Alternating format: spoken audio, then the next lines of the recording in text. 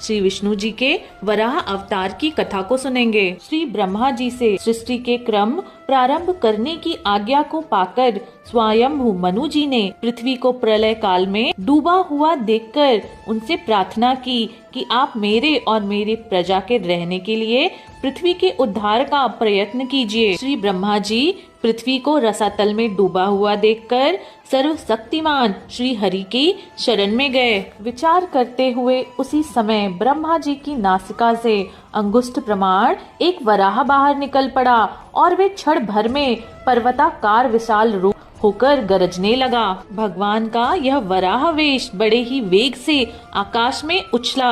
उनका शरीर बड़ा कठोर था, कड़े बाल थे, सफेद दाढ़ी और नेत्रों से तेज निकल रहा था। उनकी दाढ़ें अति कर्कश थीं।